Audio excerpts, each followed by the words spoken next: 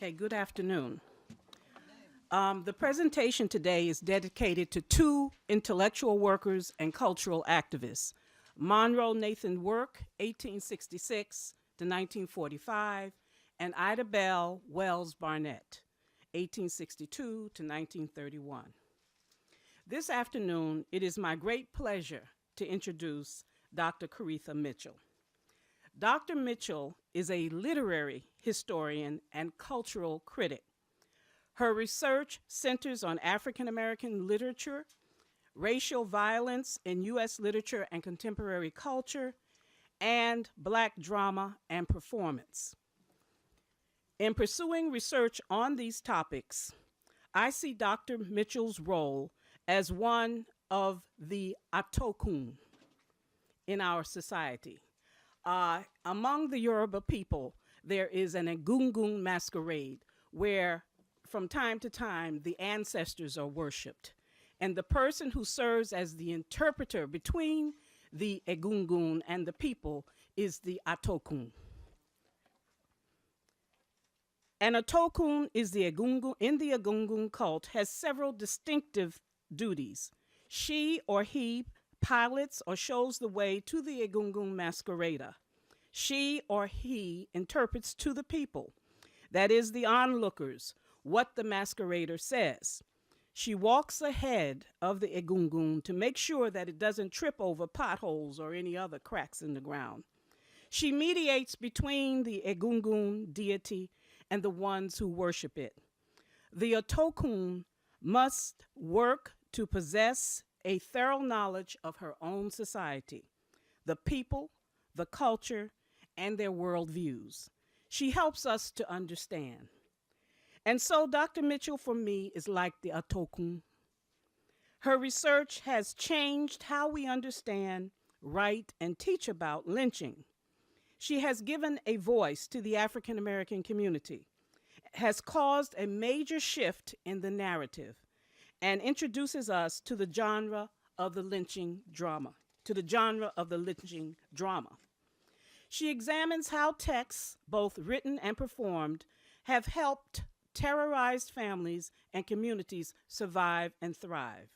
Her book, Living with Lynching, African American Lynching Plays, Performance, and Citizenship, 1890 to 1930, the University of Illinois Press, has won awards from the American Theater and Drama Society and from the Society for the Study of American Women Writers. Currently, she is an associate professor of English at Ohio State University. She earned her PhD right here in our land from the University of Maryland at College Park. She has numerous publications. In particular, I will focus on James Baldwin's performance theorist, Sings the Blues for Mr. Charlie, and that appeared in the American Quarterly. She also has an article in Callaloo, and it's called Love in Action, and it draws parallels between racial violence at the last turn of the century and the anti-LGBT violence today. It is a pleasure for me to welcome you to the Library of Congress because so often we do not hear so many different sides of empowerment and agency within the African American community, and your scholarship does just that. So welcome.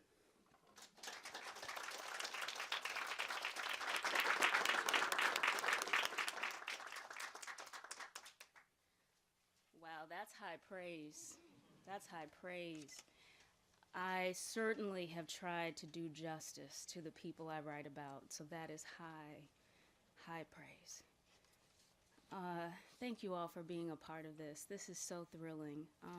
I want to begin by thanking again Dr. Sybil Moses for the invitation, which came out of the clear blue sky and made my day. Just taking this journey with me step by step over these past couple months to bring this day to fruition. So I am just so grateful, as well as to the Humanities and Social Sciences Division. This very much feels like a full circle moment for me because, of course, I did research at the Library of Congress years ago, and I even went and dug up my little ID card, so I can't believe I forgot to bring it. But I was young. And, you know, so it feels full circle in that way, but it also feels full circle simply because we are in the nation's capital. And Washington, D.C. is very much central to the findings of Living with Lynching. Most of the playwrights lived in or near Washington, D.C. when they were writing these plays. And it seems to me that that's because they had a front row seat to the nation's refusal to pass anti-lynching legislation. So our location is very important in that regard. But as she said, it's also important because I went to the University of Maryland College Park right here. Surviving that process also involved being affiliated with Sister Mentors, which is an organization based right here in Washington, D.C. Before leaving Washington, D.C. Area, I received a fellowship from the Ford Foundation to help me with the dissertation. So again, that felt like another full circle moment, and I see those connections in the room. I see all of those connections in the room. And then finally, in the last stages of writing the book, the American Association of University Women gave me a postdoctoral fellowship, and some of them are in the room as well.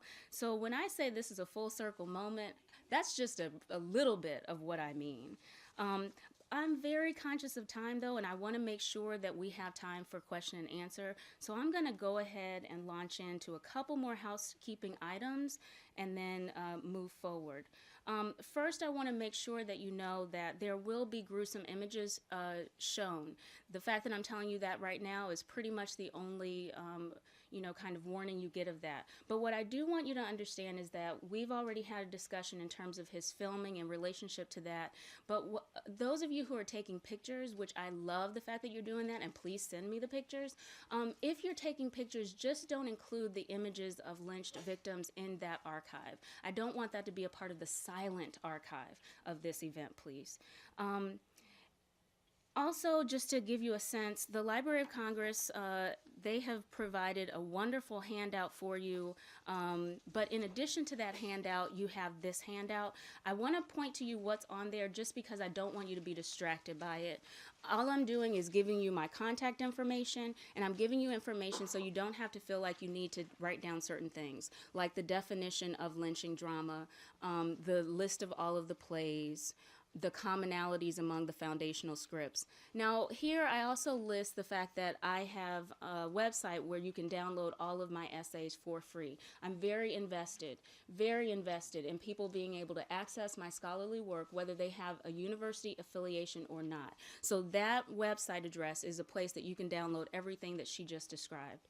And then finally, the book, obviously. But on the back, what I've given you is everywhere, not everywhere, but most places that you can find the lynching scripts themselves that my book is based on. So if you're interested enough to actually read the plays, this is where you can find it. So this is literally just resource. Don't be distracted by it during the lecture, okay?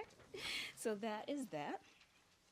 And then finally, I also want to say that I'm very grateful that you bothered to show up. I'm very proud of this work, and I love to be able to share it. So the fact that you are here allows me to share it. So I have a small gift for everyone before we leave. So if I somehow seem to be forgetting that during Q&A, then remind me. I have a small gift for the fact that you bothered to show up. So thank you. Thank you so much.